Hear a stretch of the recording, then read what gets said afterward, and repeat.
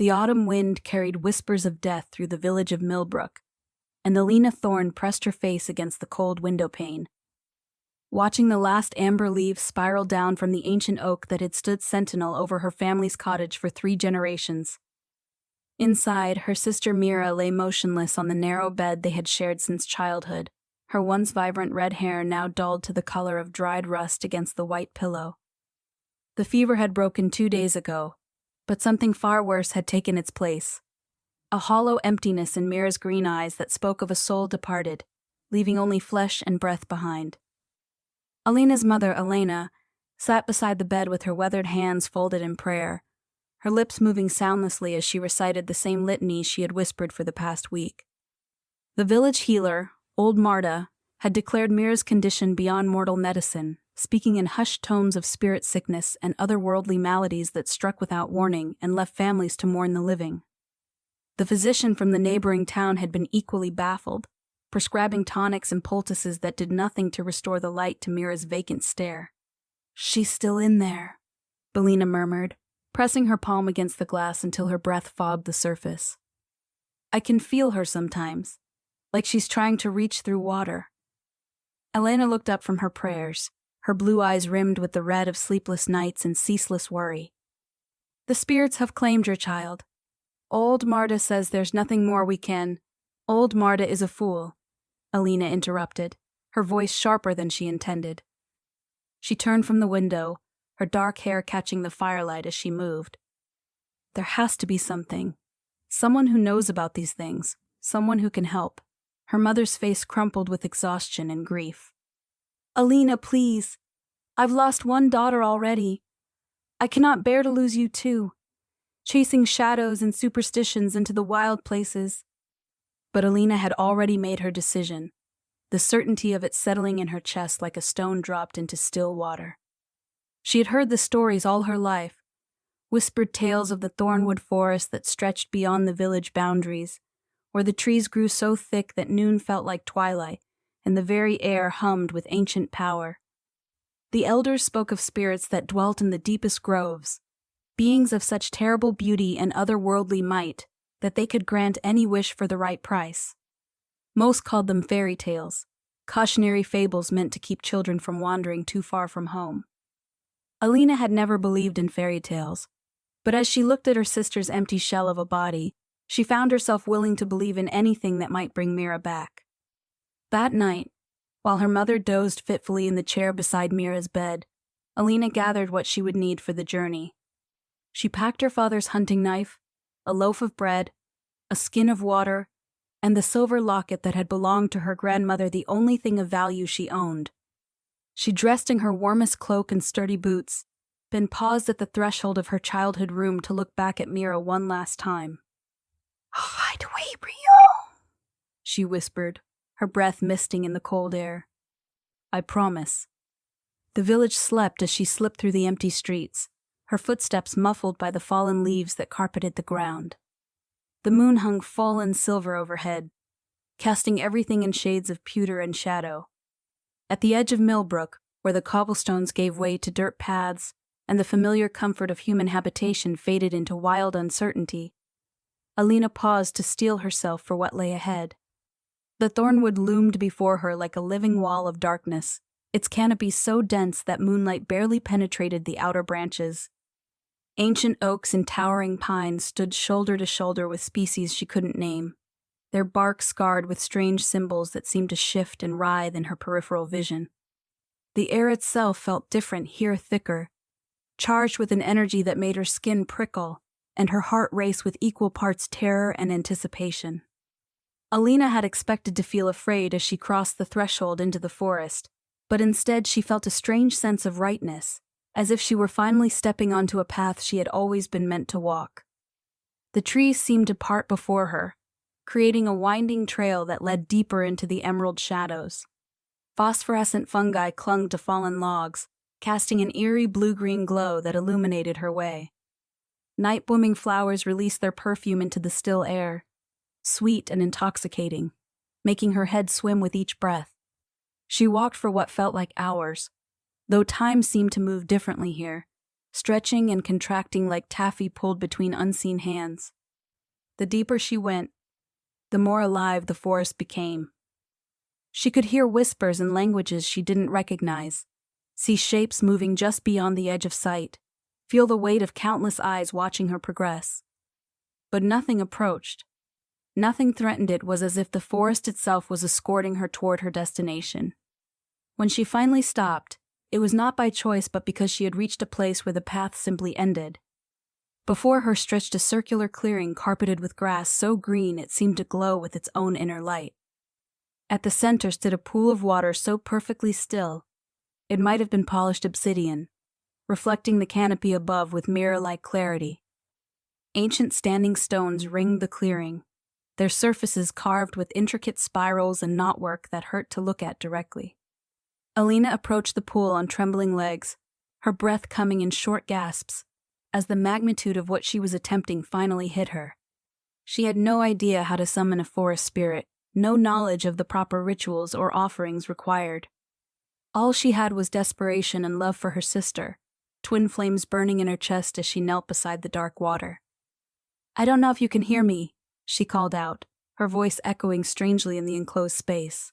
"But I need your help. My sister, she's dying, or something worse. Her soul is gone, and I don't know how to bring it back."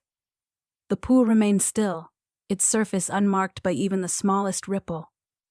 Alina reached for the silver locket at her throat, her grandmother's most precious possession, and held it out over the water. "I'll give you anything," she continued, her voice breaking with emotion. "Everything I have, everything I am. Please, just save her." For a long moment, nothing happened. Then the water began to move, not with the gentle lapping of waves, but with a purposeful swirling that seemed to come from somewhere far below the surface.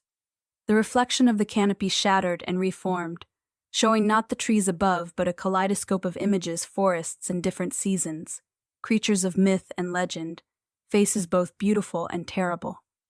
The air grew thick with power, making Alina's ears pop and her vision blur.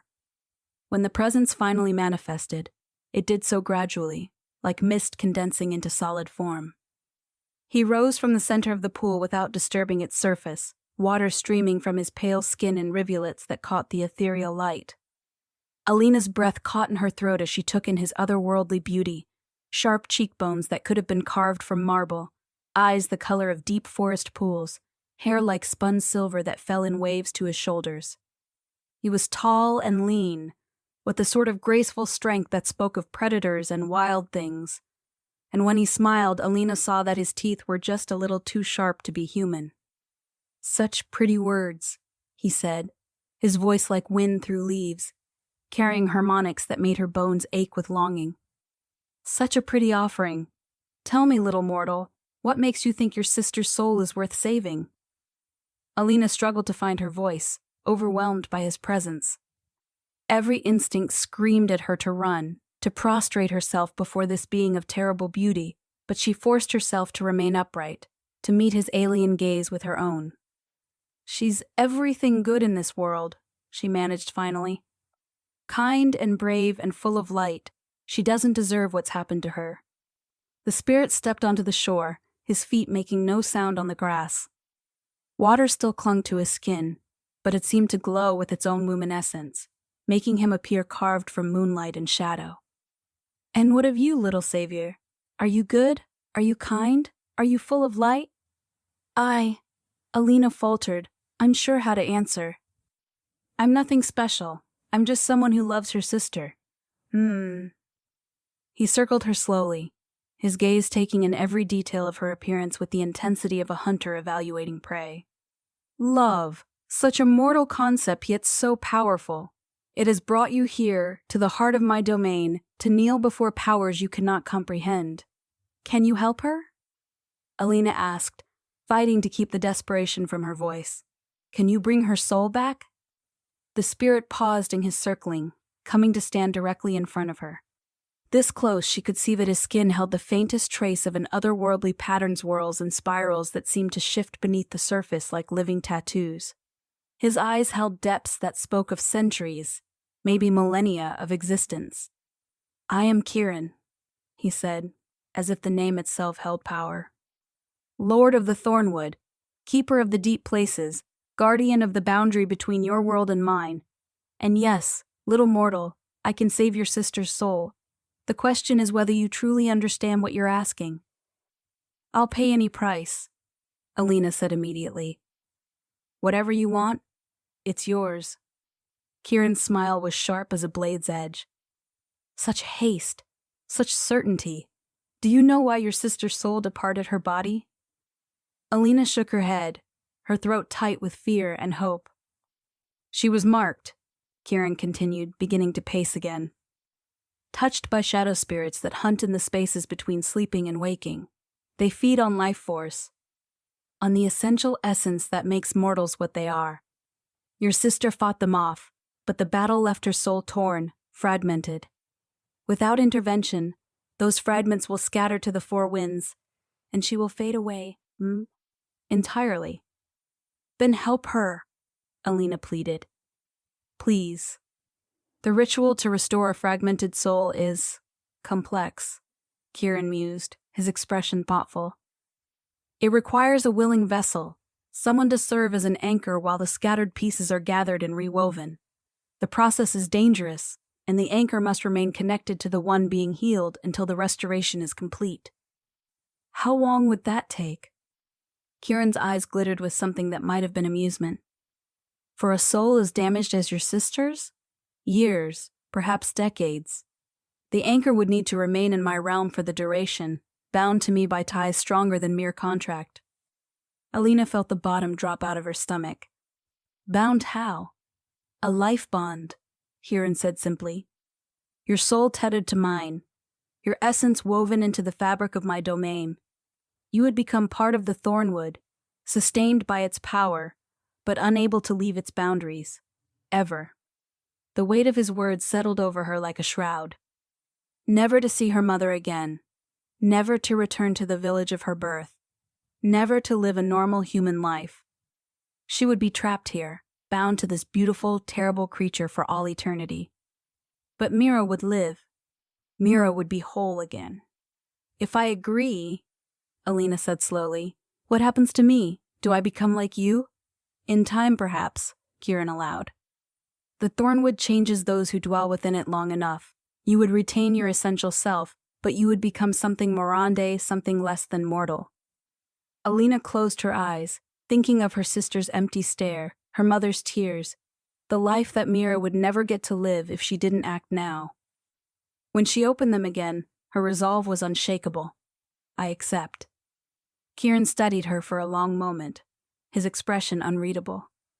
You do not bargain, do not ask for conditions or exceptions. Why? Because she's worth it, Alina said simply. Because I love her more than I love my own freedom. Something flickered across Kieran's face, surprise perhaps, or approval. He extended his hand toward her, palm up, and Alina could see symbols carved into his skin that seemed to pulse with their own rhythm. Then let us seal this bargain properly, he said. Take my hand, and speak your acceptance with full knowledge of its cost. Alina reached out without hesitation, her fingers trembling as they touched his. His skin was warm despite having just emerged from the pool, and the moment their palms met, she felt a shock of connection that ran from her fingertips to her very core. Power flowed between them, ancient and wild, and she could taste the essence of the forest on her tongue, earth and rain and growing things, death and rebirth in endless cycle. I, Alina Thorne, she said, her voice steady despite the magic crackling around them. Accept your terms. I'd bind myself to you willingly, for as long as it takes to save my sister's soul. And I, Kieran of the Thornwood, he replied, his grip tightening on her hand. Accept your sacrifice, by root and branch, by stone and stream, by the ancient laws that govern all wild things. I claim you as mine. The world exploded into light and sensation. Alina felt the bond snap into place like a chain around her soul, connecting her to Kieran and through him to the entire forest. She could feel the heartbeat of every tree, the whispered dreams of sleeping creatures, the slow dance of seasons turning. It was overwhelming and beautiful and terrifying all at once. and she might have been lost in it entirely if not for Kieran's steadying presence. When the rush of power finally faded, she found herself changed in ways both subtle and profound. Her senses were sharper, her awareness expanded beyond the merely physical. She could feel Kieran's presence like a warm weight in her chest, could sense his emotions as if they were her own. The bond between them was unlike anything she had ever experienced intimate beyond the physical, a connection that went deeper than blood or bone. "It is done," Kieran said, releasing her hand. "You are mine now, as surely as the trees and stones and streams. Do you regret it already?" Alina flexed her fingers, marveling at the way the moonlight seemed to cling to her skin. "No regrets," he said firmly. "When can we save Mira?" "Eager as well as brave," Kieran observed. "Very well. The ritual must be performed at the heart of my domain, where the power runs deepest. Follow me." He turned and walked toward the edge of the clearing, his movements fluid as water. Alina hurried to keep up, her new awareness of the forest making every step an adventure.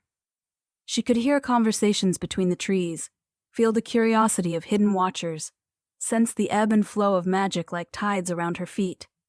It should have been frightening, but instead, she felt more alive than she ever had in her mortal life. They walked through landscapes that defied earthly logic groves, where the trees grew in perfect geometric patterns, meadows carpeted with flowers that chimed like bells in the wind, streams that flowed uphill and pools that reflected not the sky above but scenes from distant lands. Time moved strangely here, and Alina couldn't tell if they had been walking for minutes or hours when they finally reached their destination. The heart of the Thornwood was a vast amphitheater carved from living stone, its walls covered in vegetation so lush it seemed to pulse with green fire. At the center stood a dais surrounded by channels of flowing water that caught and reflected the ethereal light filtering down from above. The air here was thick with power, making Alina's borrowed magic sing in her veins. "This is where I hold court," Kieran explained, gesturing to the elaborate throne that dominated the dais. "Where I commune with the deep places and weave the fates of all who dwell within my realm. It is also where we will anchor your sister's soul while it heals. How do we begin?" Alina asked, trying not to be overwhelmed by the sheer otherworldly beauty of the place. "First, we must call her spirit to us," Kieran said, moving to stand at the center of the dais. "Lie down here and open your mind to mine. I will use our bond to reach across the veil and find the scattered pieces of her essence." Alina did as instructed, settling onto the smooth stone with her arms crossed over her chest. The surface was warm beneath her back, and she could feel the pulse of the forest's heartbeat through the rock. Kieran knelt beside her, placing one hand on her forehead and the other over her heart. "Close your eyes," he murmured, his voice taking on harmonics that resonated in her bones. "Think of your sister. Remember her laughter, her smile, the way she looked when she was truly happy.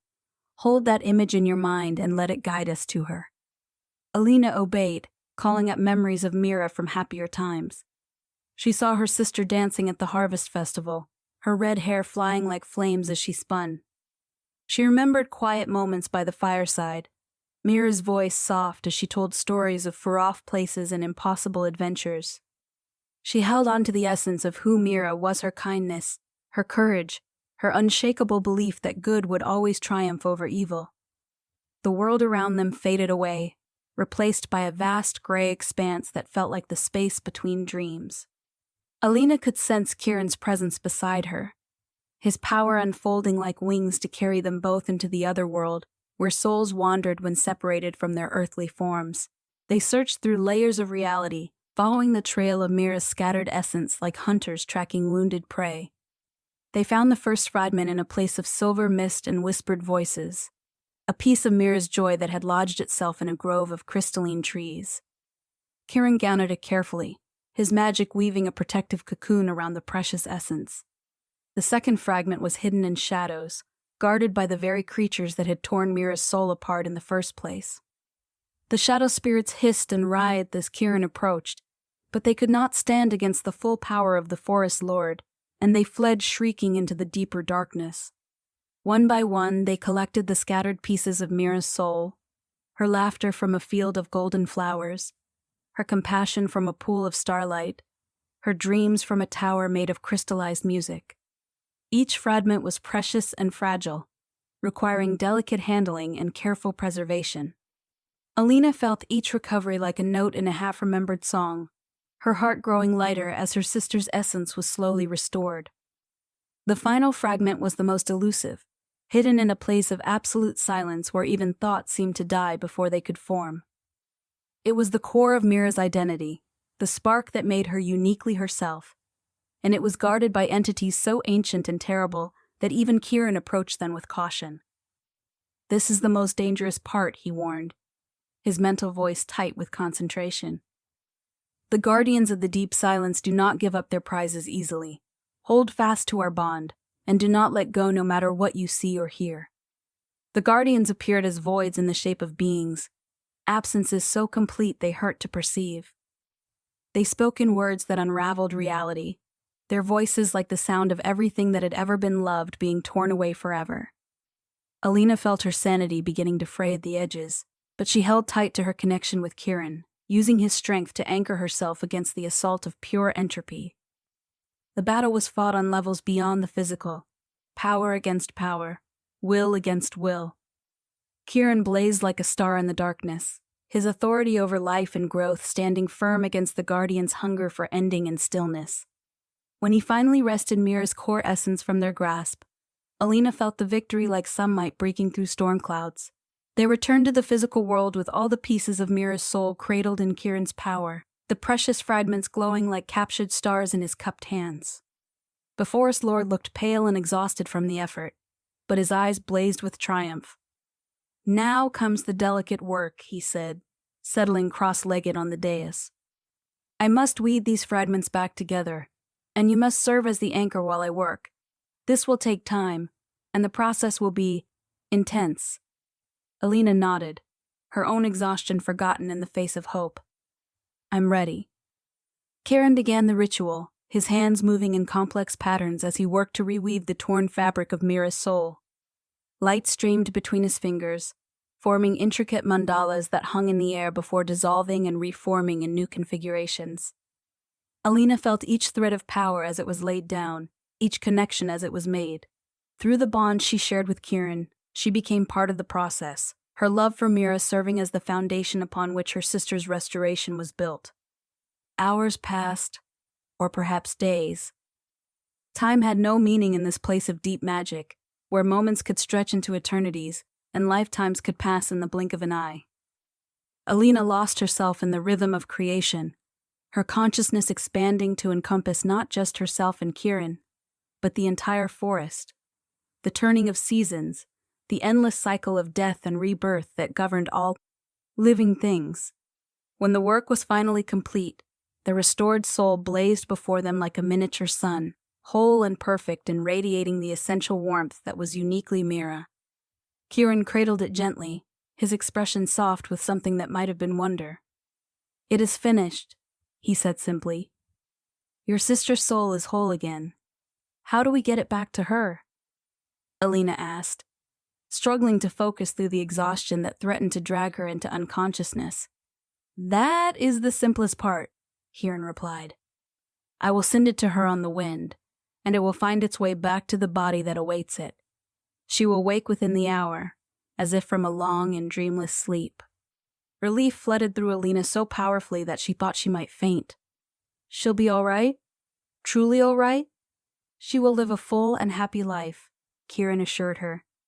"The shadow spirit's touch has been cleansed from her completely. She will remember nothing of what happened, only that she was ill and has now recovered." "Thank you," Alina whispered, tears streaming down her face. "Thank you so much." Kieran studied her for a long moment, his expression unreadable. "You do realize what you have done, don't you? The sacrifice you have made." The full weight of her situation crashed down on her then.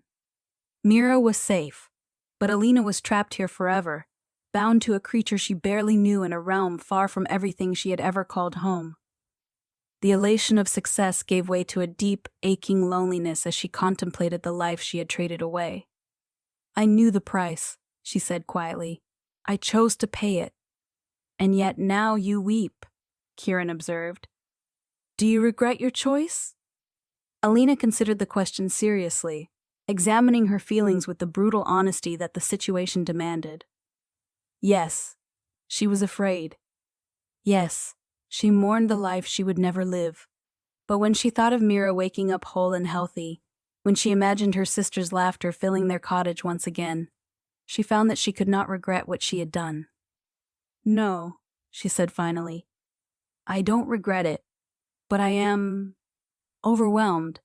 This is all so much more than I expected. Kieran rose gracefully to his feet, extending a hand to help her up. Come, let me show you the domain that is now your home. He led her from the amphitheater through a series of interconnected gardens that showcased the incredible diversity of the Thornwood. They walked through groves of trees that bore fruit in every season, past ponds where fish swam through liquid starlight, across meadows where flowers sang in harmony with the wind. Everything was beautiful beyond description, touched with the same otherworldly perfection that marked its lord. The Thornwood exists in a state of eternal balance, Kieran explained as they walked. Spring and summer, autumn and winter, all seasons exist simultaneously in different areas, maintained by the will of the forest itself. Nothing ages here unless I allow it. Nothing dies unless it chooses to. You will find that your mortal needs food, sleep, even air are secondary now. The forest will sustain you. They paused at the edge of a cliff that overlooked a valley filled with silver mist. In the distance, Alina could see structures that seemed to be grown rather than built, towers that spiraled up from the earth like massive trees. Bridges that spanned impossible distances on gossamer threads, palaces that shifted and changed their architecture as she watched. Who lives in those places? She asked. Others like you, Kieran replied. Mortals who found their way to the Thornwood and chose to stay. Spirits who serve the forest's will. Creatures that exist nowhere else in any realm. You will not be alone here, Alina. The knowledge that she wasn't the only human in this strange paradise was comforting, but it also raised new questions. How many others are there? How long have they been here? Time moves differently for each individual, Kieran said, his gaze fixed on the distant structures. Some arrived yesterday by their reckoning and have been here for centuries by mortal measure. Others have dwelt here for eons but experience each day as if it were their first. It depends on their nature, their desires, their ability to adapt to the forest's rhythms. They continued their tour, Kieran showing her libraries where books wrote themselves, workshops where artisans crafted impossible things from moonbeams and whispered words, theaters where performances never ended, and, quote, audiences never grew bored. The sheer scope of the Thornwood began to dawn on her. It was not just a forest, but an entire world, complete with its own culture, history, and society. Why? She asked as they stood before a fountain that flowed upward, its water forming complex patterns in the air before dissolving into sparkling mist. Why create all this? Why rule over such a place? Kieran was quiet for so long that she thought he might not answer. When he finally spoke, his voice held a weight of ancient sorrow that made her chest ache. Because someone must, he said simply. The boundary between the mortal world and the deep places must be maintained, or chaos would consume both. The Thornwood serves as a filter, a buffer zone where the impossible can exist without destroying the merely improbable. But you didn't ask for this responsibility, Alina said, sensing the loneliness that lay beneath his words.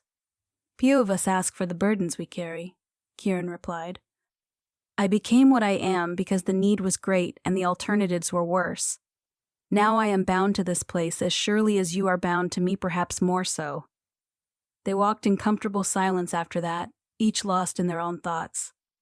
As the tour continued, Alina began to understand that her new home was not a prison but a refuge, a place where the impossible became possible and beauty existed for its own sake. The other inhabitants they encountered were welcoming without being intrusive, offering friendship without demanding immediate intimacy.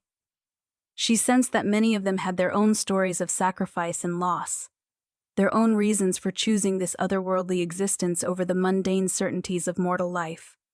As the day or what passed for day in this timeless roam drew to a close, Kieran led her to a cottage nestled in a grove of silver birches. It was small but perfectly appointed, with windows that looked out onto gardens that shifted and changed like living kaleidoscopes.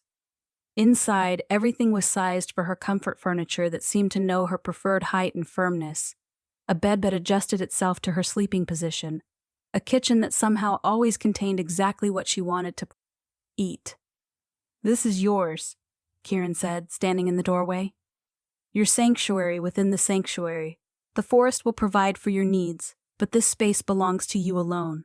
It's beautiful," Alina said, running her fingers along the smooth wood of a table that seemed to be carved from a single piece of pale oak. "But where will you be?" "I have my own dwelling," Kieran replied, and she caught a flicker of something in his expression, hesitation, perhaps, or uncertainty. "But we are bonded now, you and I. Distance is relative when souls are connected as ours are. You will always be able to find me when you need me." He turned to leave, then paused at the threshold. "Alina." "Yes?" "What you did today, the sacrifice you made for your sister, it was not just noble. It was necessary. The world needs more love like yours, more people willing to pay any price for those they care about. I hope you will come to see this not as an ending, but as a beginning." End quote. With that, he was gone, leaving Alina alone with her thoughts, and the gentle sounds of the forest settling into its evening rhythms. She stood at the window for a long time, watching the play of light and shadow through the trees, trying to process everything that had happened to her in the span of a single day. She had saved Mira. That was the most important thing, the truth that made everything else bearable. Her sister would wake up whole and healthy, would go on to live the life that the shadow spirits had tried to steal from her. Their mother would weep with joy, would thank the gods for their mercy, would never know the true price of her daughter's restoration. But what kind of life awaited Alina herself? She was bound to Kieran by ties she didn't fully understand, trapped in a realm that operated by rules she had yet to learn. Yes, it was beautiful, more beautiful than anything she had ever imagined, but it was not home. It was not the life she had planned, the future she had dreamed of during long winter nights, when she and Mira had whispered their hopes and fears to each other in the darkness. She thought of her mother, alone now in the cottage that had once held her entire world.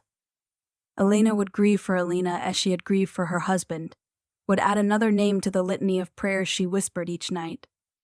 There would be no explanation for her daughter's disappearance, no comfort in understanding why she had been taken from them. The weight of what she had done settled over her like a shroud, and for the first time since entering the Thornwood, Alina allowed herself to truly feel the magnitude of her loss. She wept for the life she had abandoned, for the dreams she would never fulfill, for the simple human joys she had traded away in the name of love.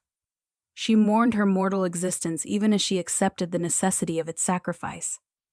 When the tears finally stopped, she felt strangely cleansed, as if the grief had washed away the last of her purely human self. She was something new now, something changed by the bond she shared with Kieran and the power that flowed through the Thornwood. The realization should have been frightening, but instead she found it oddly liberating. She had been reborn into a world of infinite possibility, where beauty and wonder were the common currency and magic was as natural as breathing. She spent the evening exploring her new home, marveling at the way the cottage seemed to anticipate her needs. The bath filled itself with water that was always the perfect temperature, scented with herbs that soothed her aches and calmed her mind. The bed was impossibly comfortable, its linen soft as cloud and warm as summer sunlight. When hunger finally drove her to the kitchen, she found a meal waiting that tasted like childhood memories and distant dreams. As she prepared for sleep, Alina found herself thinking about Kieran not just as the powerful being who had granted her wish, but as the lonely creature she had glimpsed beneath his otherworldly beauty. He had spoken of duty and necessity, of burdens carried without choice, and she wondered what his own story might be. How long had he ruled the Thornwood? What had he sacrificed to become what he was? And why had he seemed so surprised by her willingness to pay the price for her sister's soul? The bond between them hummed softly in her consciousness, a warm presence that spoke of connection and shared purpose. Through it, she could sense his location not far from her cottage, in a tower that rose from the heart of an ancient oak grove. She could feel his contentment at her settling into her new home, his quiet satisfaction at a bargain well struck. But beneath those surface emotions lay depths she couldn't fathom, currents of feeling that spoke of centuries of solitude and responsibility.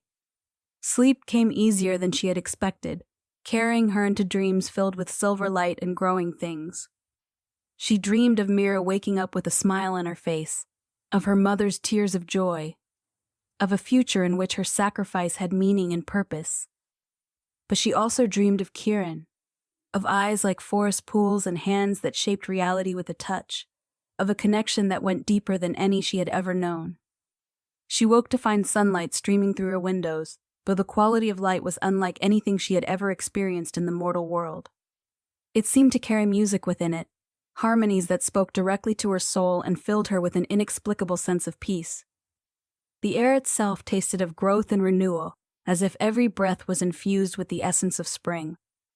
Alina rose and dressed in clothes that had appeared overnight garments that seemed to be woven from spider silk and starlight, beautiful and functional, and perfectly fitted to her form. As she stepped outside, she found Kieran waiting for her beneath the silver birches, his expression unreadable in the dancing shadows. "Good morning," he said, his voice carrying the same musical quality as the light. "I trust you slept well?" "Better than I expected," Alina admitted, studying his face for clues to his mood. "Thank you for the cottage. It's perfect. The forest provides," Kieran said simply, "as it will continue to provide for all your needs." He gestured toward a path that wound deeper into the grove. "Come. There are others you should meet, and customs you should learn if you are to make a true home here." They walked together through landscapes that shifted subtly around them, as if the forest was constantly redecorating itself for their benefit. Alina found herself hyper-aware of Kieran's presence beside her, the way he moved with predatory grace, the faint scent of pine and rain that clung to his skin, the quiet authority that seemed to emanate from him like heat from a fire. The bond between them thrummed with each step, carrying echoes of his thoughts and emotions that she was still learning to interpret. Their first stop was a clearing where a group of beings sat in a circle, their voices weaving together in a complex harmony that seemed to make the very air shimmer. Some appeared human, though their features held the same otherworldly perfection that marked all inhabitants of the Thornwood. Others were clearly something else entirely, creatures with bark for skin and leaves for hair, beings of living shadow that flickered between forms, entities that existed as pure light wrapped in vaguely humanoid shapes. "The morning chorus," Kieran explained as they approached. "They sing the day into being, help maintain the balance between the seasonal realms." One of the singers, a woman who appeared to be made of crystallized water, noticed their approach and gestured for the others to pause in their song. She rose gracefully, her form refracting the morning light into prismatic rainbows. "Lord Kieran," she said, her voice like wind chimes in a gentle breeze. "And this must be our newest sister." "Alina," Kieran said, placing a hand on her shoulder. "She has bound herself to the forest to save another soul. Nirida, would you and the others help her understand our ways?" The water woman smiled, and Alina felt immediately welcomed by the warmth in her expression. "Of course. It has been too long since we had a new voice to add to our chorus." "I don't sing," Alina protested, but Nirida laughed like rain on a pond. "Here, everyone sings," she said. "The forest teaches us all its songs, in time." They spent the morning with the chorus, learning about the complex harmonies that helped maintain the Thornwood's delicate balance. Alina discovered that she did indeed have a voice here, not the uncertain, breathy thing she had always been self-conscious about in the mortal world, but something rich and clear that seemed to resonate with the forest itself. The other singers welcomed her attempts with patient encouragement, weaving her tentative notes into their established patterns until she began to understand the deeper purpose behind their music. "Each song serves a function," explained Thorne, a man whose skin was the color and texture of old oak bark. "This melody encourages the fruit trees to bear in abundance, that one calls rain to nourish the growing things, and the harmony we sang when you arrived helps maintain the barriers between the seasonal realms." "It's like being part of something vast and beautiful," Alina said, still feeling the echo of the group harmony in her bones. "I never knew music could be so Alive. Everything is alive here, Nerida said gently. The trees, the stones, the very air we breathe. Once you truly understand that, you will find your place in the great symphony that is the Thornwood. From the chorus, Kieran led her to a workshop where artisans crafted wonders from materials that shouldn't have been able to exist.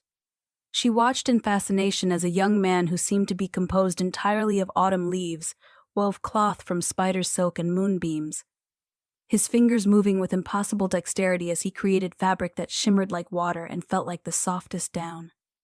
"Gareth," Kieran called, and the leaf man looked up with a smile that scattered a few golden leaves to the floor. "My lord, and our new resident, I presume." Gareth set aside his work and approached them, his footsteps rustling softly. "I am the clothier here. Among other things. These robes you wear my handiwork, though the forest itself suggested the design. They're beautiful," Alina said, running her hands over the silky fabric. "I've never worn anything so fine. Here, beauty is not a luxury but a necessity," Gareth explained. "Ugliness is antithetical to the forest's nature. Everything we create, from the grandest palace to the simplest garment, must contribute to the overall harmony. But who decides what is beautiful? Way?" Alina asked, genuinely curious.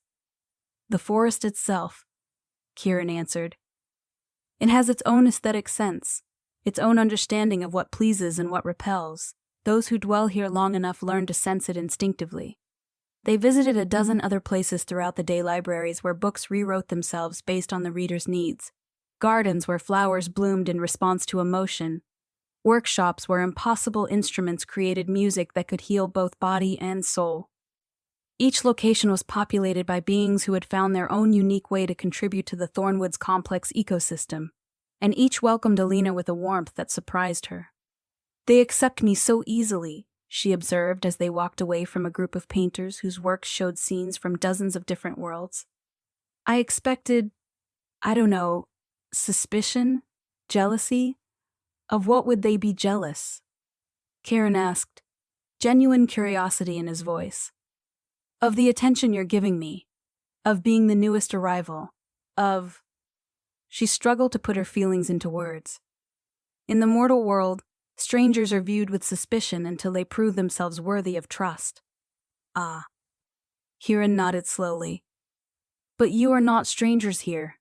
The forest has already accepted you, which means you belong. Trust is not something that must be earned in the Thornwood. It is the default state, lost only through betrayal or cruelty." "Has anyone ever betrayed that trust?"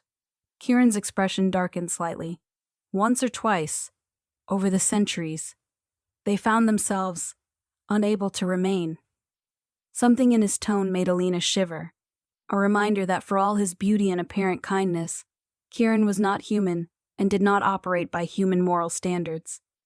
The forest might be a paradise, but it was one with its own rules and its own justice. As the day progressed, Alina found herself relaxing into the rhythms of her new life. The constant undercurrent of magic that permeated everything was intoxicating, making her feel more alive and aware than she had ever been. Colors seemed more vivid, sounds more complex, scents more nuanced. Even the simple act of breathing felt like a celebration of existence. But it was the bond with Kieran that proved most transformative. As the hours passed, she became more attuned to the connection between them, learning to distinguish between his emotions and her own. She could sense his approval when she successfully harmonized with the morning chorus, feel his amusement when she gasped at some new wonder, catch glimpses of deeper feelings that he kept carefully shielded from her awareness. "You're learning to read the bond," he observed as they paused beside a stream that flowed in a perfect spiral, its waters singing as they moved. "It's strange," Alina admitted. "I can feel you there, in my mind, but you're not. Intrusive. It's like having a constant awareness of your presence without losing my sense of self. The life bond is designed to enhance rather than diminish," Kieran Nair explained. "It connects us without consuming us, creates intimacy without invasion. In time, you will learn to share your thoughts and feelings as easily as your own, but always by choice rather than compulsion. And what do you feel for Ma?" Me? Kieran was quiet for a moment, his gaze fixed on the spiraling waters. Wonder, he said finally. Grief for what you have lost, but also excitement for what you might discover. Love for your sister that burns like a beacon in the darkness. And... He hesitated, a faint flush coloring his pale cheeks. A curiosity about me that you try to hide but that comes through the bond nonetheless. Alina felt her own face grow warm. I don't mean to pry. It's just that you're so different from anyone I've ever known. And this bond makes me feel connected to you in ways I don't understand. The feeling is mutual, Kieran said softly, and something in his voice made her heart skip a beat. I have existed alone for so long that I had forgotten what it felt like to share consciousness with another.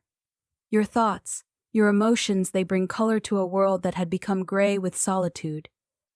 They stood in silence for a while, watching the spiraling stream and listening to its liquid song. Alina felt a warmth spreading through her chest that had nothing to do with the bond, and everything to do with the growing connection she felt to this strange, powerful, lonely being who had saved her sister and claimed her soul. Kieran, she said finally, what were you before you became Lord of the Thornwood? He turned to look at her, his expression unreadable. What makes you think I was anything else? Something in the way you talk about duty and necessity. The sadness I sometimes feel through the bond. You didn't choose this life any more than I chose mine, did you? For a long moment, she thought he wouldn't answer. Then he sighed, a sound like wind through autumn leaves. I was mortal once, he said quietly. A very long time ago, in a world that no longer exists. I had a family, a life, dreams that didn't extend beyond the next harvest or the next winter. What happened? War came to my village. Not the kind of war fought between armies, but something older and more terrible, a conflict between powers that should have remained sleeping. The barriers between worlds weakened, and things began slipping through that had no place in the realm of mortals. Kieran began walking again, his steps slow and measured. Alina fell into pace beside him, sensing that this was a story he had never told before. My wife and children were among the first to fall, he continued, his voice carefully controlled. The creatures that killed them were hunger given form, shadow things that fed on life and joy and left only emptiness behind. I tried to fight them, tried to save what remained of my world, but mortal weapons were useless against beings of pure entropy. So how did you survive? I made a bargain, Kieran said with bitter irony. Much as you did, though for different reasons. There was a power in the deep places that offered to make me strong enough to drive back the shadow things, to restore the barriers and protect what remained of the living world. The price was my mortality, my connection to the realm I sought to save. Alina felt her heart clench with sympathy. You became what you are to save everyone else. And in doing so, lost the ability to live among them, Kieran confirmed. The power that flows through me now is antithetical to mortal existence. I am a guardian, who can never return to the garden he protects.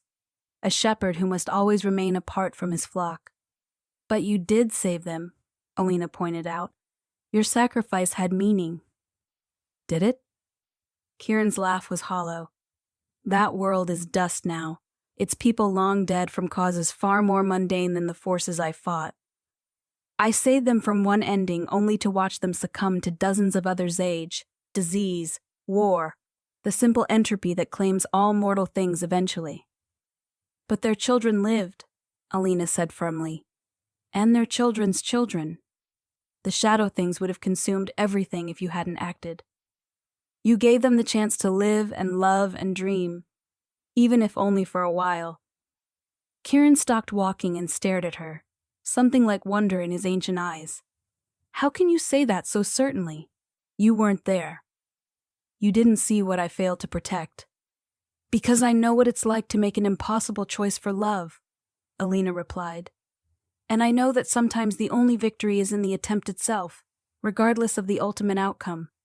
They had reached a grove of white trees whose bark seemed to glow with inner light. Kieran led her to a stone bench at the grove's heart and sat down heavily, suddenly looking every one of his countless years. I have dwelt in the Thornwood for millennia, he said. I have shaped it into a place of beauty and wonder, have given sanctuary to those who needed it, have maintained the barriers that keep the deep places from spilling their horrors into the waking world. But until today, I had never spoken of what I was before, never allowed myself to remember the mortal man who made that first desperate bargain. Why are you telling me now? Kieran looked at her with an expression she couldn't quite read. Because you remind me of him, of the person I was when love mattered more than power, when I would have given anything to save those I cared about. You have awakened something in me that I thought was lost forever. Alina felt her breath catch in her throat. The bond between them pulsed with emotions too complex to untangle grief and hope. Loneliness and connection, the echo of love long lost and the possibility of something new. She reached out instinctively, covering his hand with hers, and felt the shock of contact run through both of them like lightning. I'm sorry, she whispered, for what you lost, for what you've had to endure alone. And I am sorry, Kieran replied, for the life you have given up to save your sister. But I am also... He paused, struggling with words. Grateful. Grateful that your sacrifice has brought you to me, has given me something I never thought to have again. What's that? Hope, he said simply. The possibility that existence might be more than mere duty, that even the cursed might find moments of grace. They sat in comfortable silence, hands linked, the warm glow of the white trees washing over them like benediction. Alina felt something shifting inside her, a recognition that went deeper than the magical bond they shared. This beautiful, terrible, lonely being had become more than her captor or her savior. He was becoming someone she could care about. Someone whose pain mattered to her as much as her own. What happens now? She asked eventually. Now? Kieran smiled, and for the first time since she had met him, the expression reached his eyes. Now we learn to live with the choices we have made. We explore the possibilities that our bond has created. We discover whether two souls shaped by sacrifice might find something worth celebrating in their shared captivity. Is that what this is? Captivity? I thought so, once, Kieran admitted, but perhaps I was wrong. Perhaps what I have always seen as imprisonment is actually the freedom to become something new, something that could never exist in the mundane world. As if in response to his words, the grove around them began to change. The white trees swayed without wind, their branches reaching toward each other to form a canopy overhead. Flowers bloomed between the roots, their petals glowing with soft bioluminescence. The air filled with the sound of distant music, a melody that seemed to celebrate the connection between them. The forest approves, Kieran observed with wonder. It has not sung like this in centuries. Alina looked around at the transformed grove, then back at Kieran's face. Maybe it was waiting for the right harmony. Their eyes met and held, and Alina felt the moment balance on a knife's edge. She could see the longing in his expression, the desperate hope warring with centuries of learned caution. Through the bond, she felt his desire for connection, for the simple human comfort of being understood and accepted despite the monstrous power that set him apart from mortal kind. Without conscious thought, she leaned closer. Kieran's breath caught, his free hand rising to cup her cheek with a tenderness that belied his otherworldly nature. Alina, he whispered, her name a prayer on his lips. I know, she said softly. I feel it too. When their lips met, it was like the first spark that ignites a wildfire. The bond between them flared to blazing life, carrying with it waves of sensation and emotion that threatened to overwhelm them both. Alina felt herself dissolving into the connection, her consciousness expanding to encompass not just herself and Kieran, but the entire Prague forest, the vast network of life and magic that pulsed through every growing thing. She tasted starlight on his lips, felt the power that flowed through his veins like liquid silver. He was forest and moonlight, growth and decay, the endless cycle of seasons made flesh.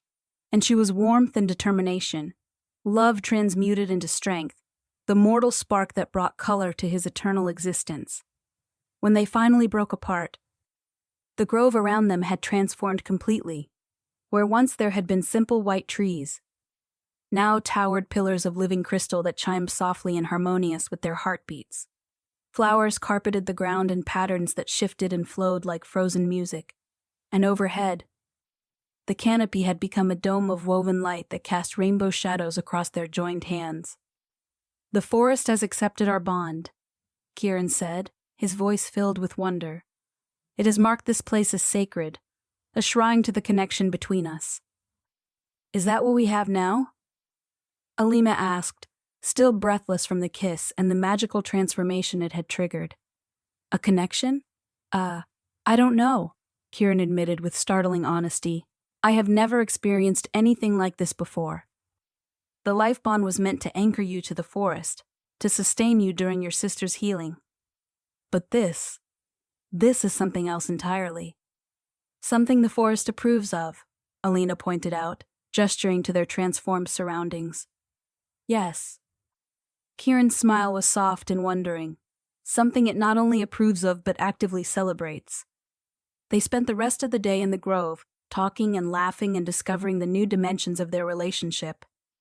The initial desperation that had driven Alina to the forest gave way to genuine curiosity about her new life and the being she was bound to. Kieran, for his part, seemed to shed centuries of isolation with each passing hour, revealing glimpses of the man he had once been beneath the mantle of otherworldly power. As evening approached or what passed for evening in the Thornwood's fluid time stream, they walked back toward Alina's cottage, their hands still linked, their bond humming with contentment. The forest seemed different now, more welcoming, as if their growing connection had somehow made it more real, more alive. "Will you stay with me tonight?" Alina asked as they reached her door, surprising herself with her boldness. Kieran paused, conflict clear in his expression. "I want to," he said carefully. "But I also want to be certain that this is truly what you desire, not simply an effect of the bond or the strangeness of your new circumstances. How can I be certain of anything in a world where magic is real and time flows like honey?" Alina counted. "All I know is that when I'm with you, I feel less lost, less afraid. Like maybe this new life might actually be worth living. And what if you wake tomorrow and regret this choice as well? Then I'll deal with that tomorrow," Alina said firmly. "Tonight, I don't want to be alone." Kieran studied her face for a long moment, then nodded slowly. "Then I will stay." The cottage welcomed them both, its walls expanding subtly to accommodate Kieran's presence, the furniture rearranging itself to create a more intimate setting. They shared a simple meal of fruit and bread that tasted like childhood summers and distant dreams, their conversation ranging from the profound to the mundane as they learned to be comfortable in each other's presence. When they finally retired to bed, it was with a sweet inevitability that felt as natural as breathing. Kieran's touch was reverent, almost worshipful, as if he couldn't quite believe that someone might actually want him for himself rather than the power he wielded. Alina found herself equally amazed by the tenderness she felt for this ancient, powerful being who had shown her such unexpected vulnerability. Their lovemaking was a symphony of connection, each touch and caress strengthened by the bond between them, until they moved together as one entity with two forms. Alina felt Kieran's pleasure as her own, shared her wonder and desire through the link between their souls. It was intimacy beyond anything she had ever imagined possible, a joining that encompassed far more than the merely physical. Afterward, they lay entwined in the bed that had shaped itself to cradle them both, Kieran's arms wrapped around her as if he feared she might disappear with the dawn. Through the bond, Alina could feel his amazement at the turn his existence had taken, his cautious hope that perhaps his long exile from love was finally ending. "No regrets?" he asked softly, his breath warm against her hair. "None," Alina replied, meaning it completely. "What about you?" "I have learned not to regret the things that bring beauty into the world," Kieran said. "And you, my dear one, have brought more beauty into mine than I ever dared hope for." They slept wrapped in each other's arms, their dreams intertwining as surely as their bodies had. Alina dreamed of forests that sang with joy, of powers harnessed for creation rather than destruction, of a love that transcended the boundaries between mortal and immortal. Kieran dreamed of redemption and second chances, of the possibility that even the damned might find grace in unexpected places. The weeks that followed established a new rhythm for life in the Thornwood. Alina threw herself into learning the customs and skills of her adopted home, discovering talents she had never known she possessed. She learned to weave music from morning mist, to coax flowers into bloom with nothing but concentrated affection, to read the moods of the forest in the rustling of leaves and the quality of light filtering through the canopy. Kieran proved to be a patient teacher and an attentive companion, sharing not just his knowledge but his growing affection with an openness that amazed them both. He showed her hidden corners of his domain that no other being had ever seen, groves where time moved backward, pools that reflected not the present but possible futures, caverns filled with crystals that sang the history of the world in frequencies only the heart could hear. "Why are you showing me these places?" Alina asked one day as they stood beside a waterfall that flowed upward into the sky, its waters disappearing into clouds that reformed as snow to fall gently around them. "Because they are part of me," Kieran replied simply. "And you are part of me now, more truly than I ever expected when we first made our bargain. These secret places need to be known by someone other than their guardian, need to be loved by someone who sees their beauty, rather than their utility." The bond between them deepened with each passing day, evolving from simple magical connection to something far more profound. They learned to communicate without words, to share not just thoughts and feelings but memories and dreams. Alina found herself experiencing fragments of Kieran's vast lifespan, the joy of his mortal youth, the anguish of his loss, the long centuries of dutiful isolation that had preceded her arrival. In return, he explored her memories of human life with the fascination of a scholar discovering a new civilization. "You taste like sunlight and determination," he told her one evening as they lay beside a pond filled with liquid starlight. "Like someone who has never learned to surrender."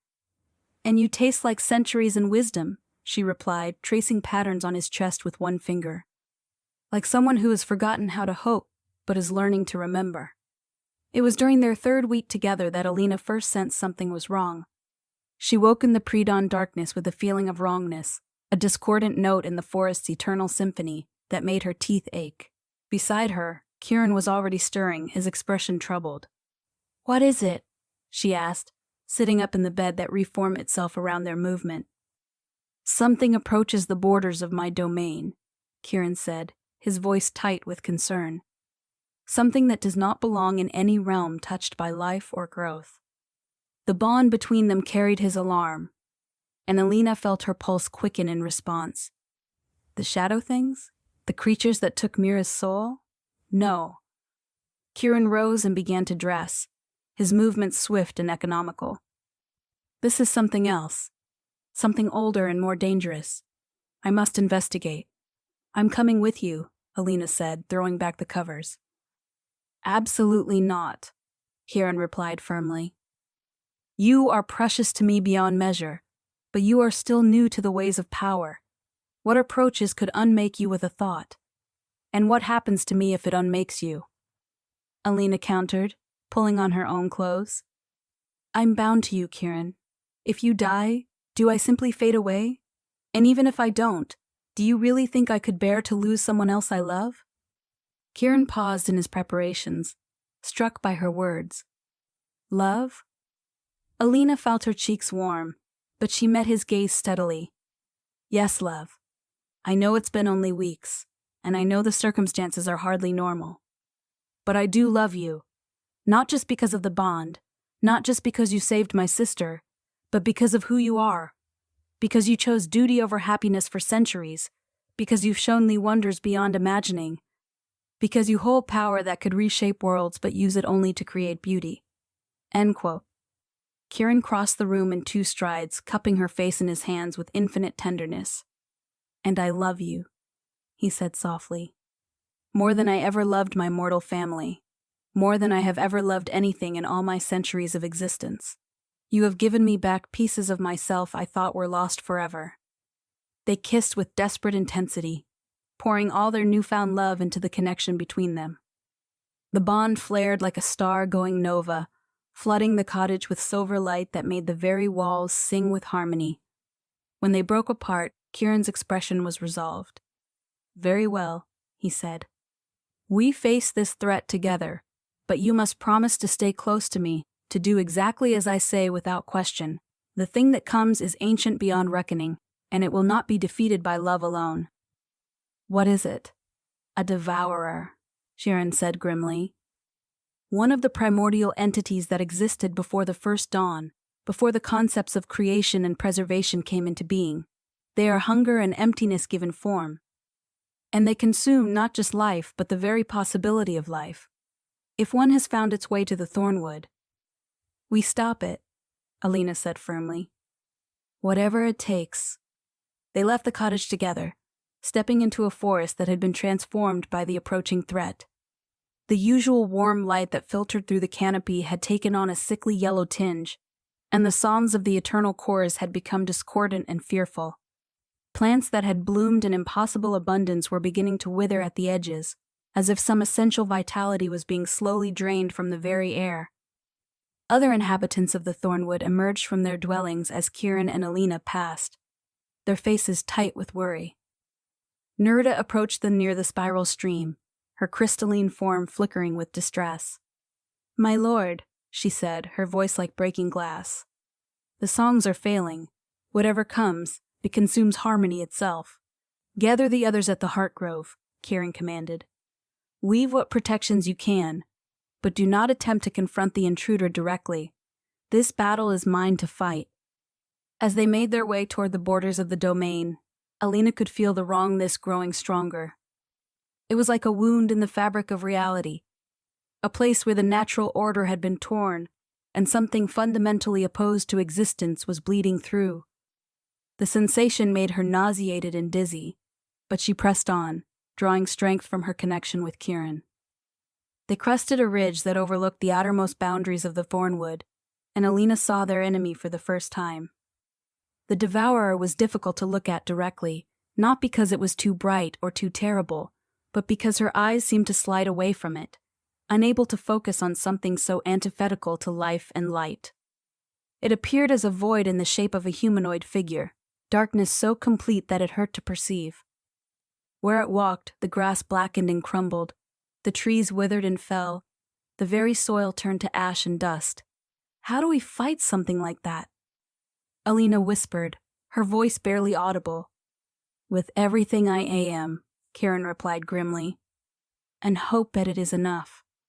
He stepped forward, power beginning to gather around him like visible heat. His form seemed to grow larger, more substantial, as he drew upon the full might of the Thornwood. Light blazed from his skin, turning him into a figure of living radiance that pushed back the shadows cast by their enemy. "You do not belong here," Kieran called out, his voice carrying the authority of millennia. "This realm is under my protection. Depart now, or face the consequences of your trespass." The devourer's response was not words, but a sensation, a wave of hunger and emptiness that crashed over them like a physical blow. Alina staggered, feeling something essential being torn from her very being, but Kieran's power formed a barrier around them, holding back the worst of the assault. "It seeks to consume the forest," Kieran said through gritted teeth. "To drain away everything that makes this place special, and leave only void in its wake." The battle that followed was unlike anything from mortal legend or fairy tale. It was fought not with swords and shields but with will and essence, creation against entropy, the force that built worlds against the hunger that devoured them. Kieran became a pillar of silver fire, pouring his power into attacks that should have unmade any ordinary foe. But the devourer absorbed each strike, growing larger and more substantial as it fed on the energy directed against it. "It's getting stronger," Alina realized with horror. "Your attacks are feeding it." "Then we must try a different approach," Kieran said, his luminous form flickering with exhaustion. "If direct assault fails, perhaps subtlety will succeed." He changed tactics, using his power not to attack, but to create summoning walls of living wood to contain the devourer, calling forth vines and thorns to bind it, leaving nets of light and song to hold it in place. For a moment, it seemed to work.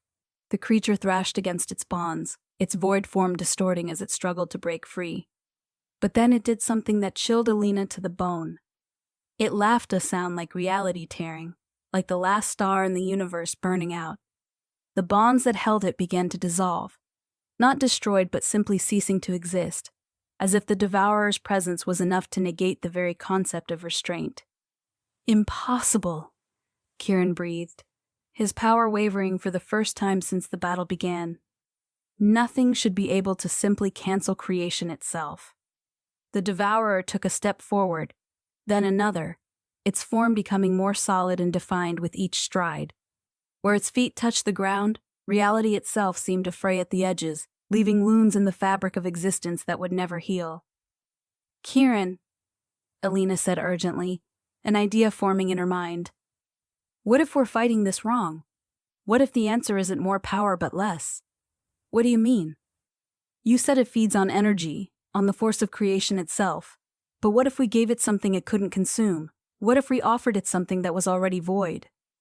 Understanding dawned in Kieran's eyes, followed immediately by horror. No, absolutely not. I will not let you sacrifice yourself for— Not sacrifice, Alina interrupted. Transform. The bond between us, it flows both ways, doesn't it? I've been drawing power from you, becoming more than mortal. But what if I reversed that? What if I became a conduit to drain the devourer's energy back? Into the forest? The process would destroy you, Kieran said desperately. You don't understand the forces involved, then help me understand. Alina grabbed his hands, their bond flaring with her determination. Show me what I need to know. Trust me to make this choice the same way I trusted you to save Mira. The devourer was advancing steadily now, its presence turning the very air around them into something thick and poisonous. Plants were dying in its wake, their life force sucked away to feed the creature's endless hunger. Soon it would reach the heart of the Thornwood, and then everything Kieran had built over the centuries would be lost. Through their bond, Kieran shared his knowledge of the deep mysteries of power and essence, the delicate balance between creation and destruction that governed all existence. Alina absorbed it all, her mortal mind stretching to accommodate concepts that had no equivalent in human experience. She began to understand how energy flowed through the forest, how Kieran channeled and directed it, how she might reverse the process to create a void that could drain rather than be drained. I love you, she said simply, rising on her toes to kiss him one last time. Remember that, no matter what happens next. Before Kieran could stop her, Alina stepped away from his protective aura and walked directly toward the approaching devourer. The creature's attention fixed on her immediately, recognizing her as a new source of sustenance. She felt its hunger like acid in her veins, its alien desire to consume everything that lived and breathed and dreamed. But instead of fighting that hunger, Alina embraced it. She opened herself completely, not just to the devourer, but to the bond she shared with Kieran, to the power that flowed through the Thornwood, to the life force of every growing thing within the domain. She became a conduit, a living channel through which the creature's appetite could flow. The devourer latched onto her with desperate greed, pouring its essence into her in an attempt to drain her life away. But Alina had made herself into something unprecedented, a void that was also a vessel, an emptiness that contained the infinite capacity of love itself. Instead of being consumed, she began to consume, drawing the creature's alien hunger into herself and transmuting it through the bond she shared with Kieran. The process was agony beyond description. Alina felt her mortal form beginning to dissolve under the strain, her human consciousness fragmenting as it tried to contain forces meant for beings of vast power. But through it all, she held fast to her love for Kieran, for Mira, for the beauty she had found in this impossible realm. That love became her anchor, the one constant truth that kept her from being lost entirely in the maelstrom of transformation. Through their bond, Kieran poured every ounce of his power into supporting her, his own essence flowing through her to help contain and redirect the devourer's hunger. She felt his anguish at watching her suffer, his desperate determination to save her even as she saved everything he held dear. Their connection blazed like a star being born, love and sacrifice fusing into something that transcended either alone. The devourer realized too late what was happening. Its hunger, its very nature, was being turned against it, flowing through Alina and into the forest itself, where it was transformed from destructive appetite into creative force. The creature tried to break the connection, to pull back from the trap it had walked into, but Alina held fast with a will strengthened by everything she had ever loved. "You cannot have them," she whispered, her voice barely audible but carrying the weight of absolute determination. "You cannot have this place, or the beauty it contains, or the love that grows here. I deny you." The devourer let out a shriek that shattered reality for miles around, its form beginning to collapse in on itself as its own essence was drained away. But even as it died, it made one final, desperate attempt at vengeance. With the last of its power, it reached out not for Alina, but for Baina. Kieran, seeking to drag the Forest Lord down with it into oblivion. Alina saw the attack coming and made a choice that surprised even her.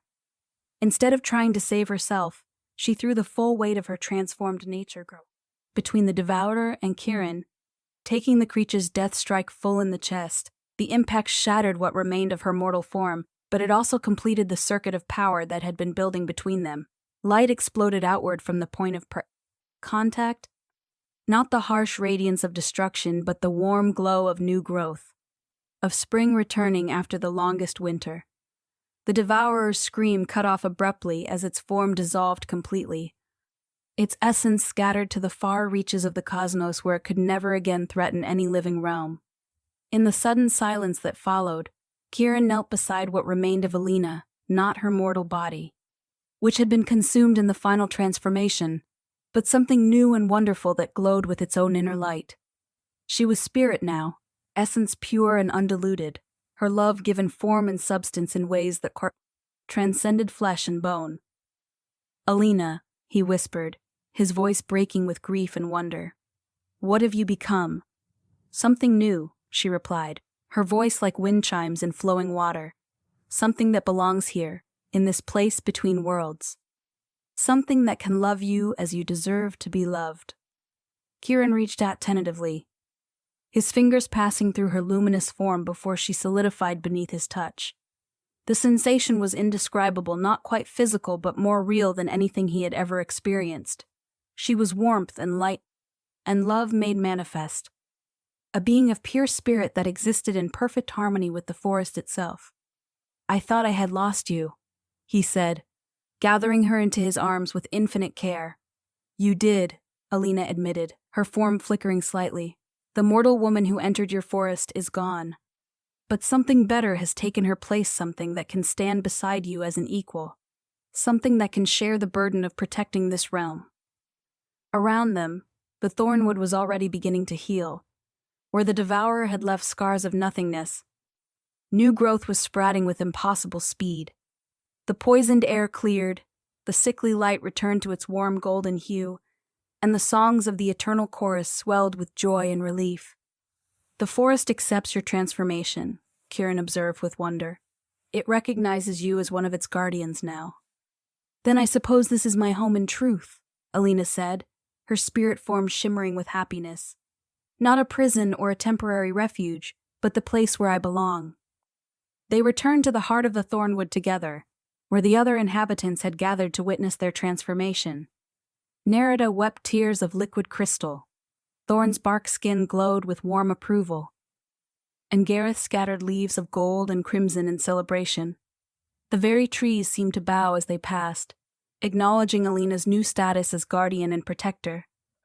"What happens now?" she asked as they stood before Kieran's throne, the seat of power from which he had ruled alone for so many centuries. "Now?" Kieran smiled, and his expression held more joy than she had ever seen in his ancient eyes. "Now we rule together. Now we shape this realm according to our shared vision. Now we discover what wonders we can create when two hearts beat as one."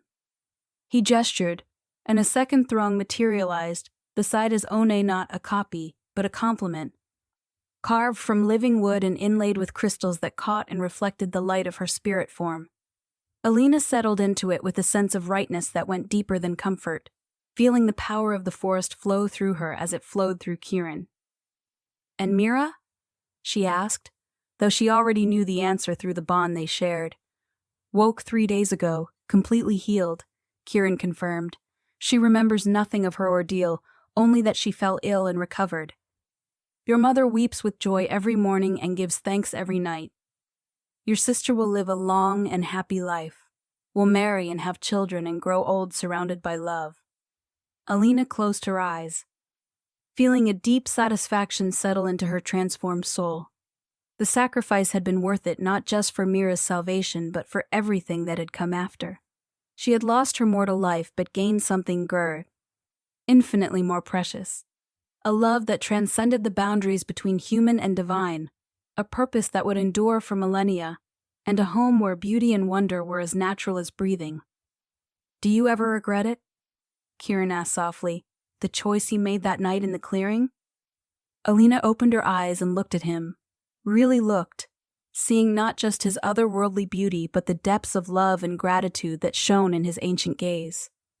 Around them, the Thornwood pulsed with life and magic, a testament to what could be accomplished when power was tempered by compassion and duty was balanced by joy. Never, she said simply.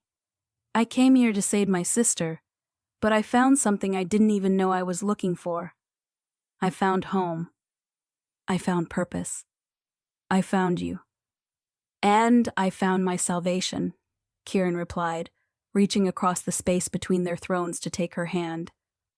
After centuries of solitude, I found someone who understands the weight of sacrifice, the price of love, the beauty that can grow from the darkest soil. As if in response to their words, the forest around them began to sing not just the morning chorus, but every living thing within the domain joining their voices in a harmony that celebrated love triumphant, sacrifice, rewarded, and the endless possibility that existed when two souls chose to face eternity together. Years passed. Though time held little meaning for beings who existed outside its normal flow, Alina learned to wield her new powers with the same grace and wisdom that had made her a worthy guardian, shaping portions of the forest according to her own vision, while always respecting the greater harmony that bound everything together.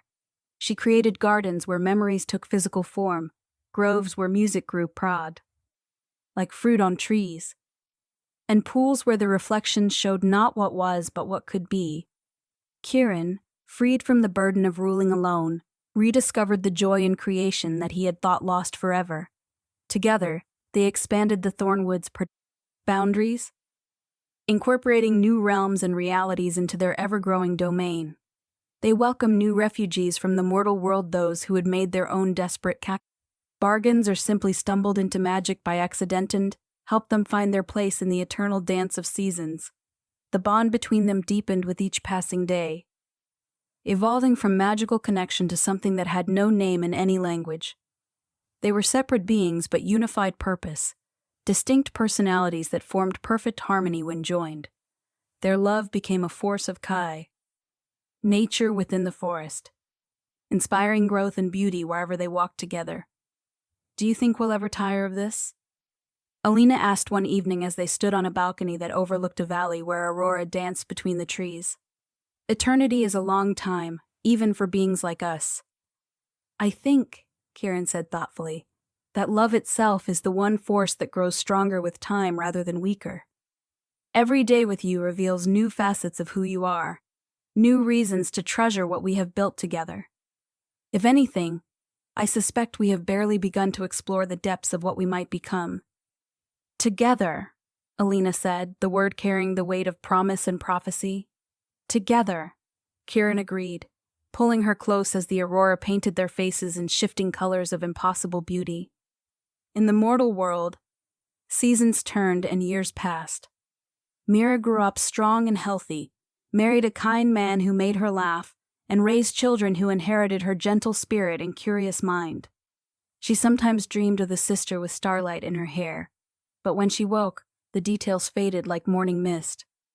Alina lived to see her grandchildren grown, finding peace in her later years, and carrying always a sense that somehow, somewhere, her missing daughter was safe and happy. Neither of them ever knew the true price of Mira's salvation, never understood that their happiness had been purchased with a love so pure it had transcended mortality itself. They lived their lives in blissful ignorance, surrounded by the ordinary magic of human affection and simple joy. And in the Thornwood, where time moved like honey and love grew stronger with each passing moment, two guardians watched over their charges with infinite patience and perfect understanding. They had learned that some prices were worth paying, that some sacrifices opened doors to possibilities that could never have existed otherwise. Alina had entered the forest to save her sister, and had ended up saving herself, finding in the process a love that would endure long after the stars themselves had burned to ash. She had traded her mortal life for a mortal purpose, her human limitations for divine possibility, her earthly bonds for a connection that spanned realms and realities. She had made a deal with a forest spirit to save her sister, and in doing so, had discovered that some forms of captivity were indistinguishable from the deepest freedom. Some prisons were paradises in disguise, and some endings were actually the most beautiful beginnings of all. In the grove where they had first kissed, where the crystal trees chimed with the rhythm of their heartbeats, a new flower had begun to bloom.